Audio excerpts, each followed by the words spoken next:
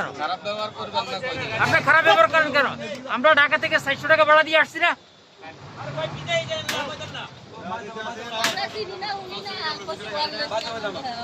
আমরা 400 টাকা ভাড়া দিয়ে আসি নাই।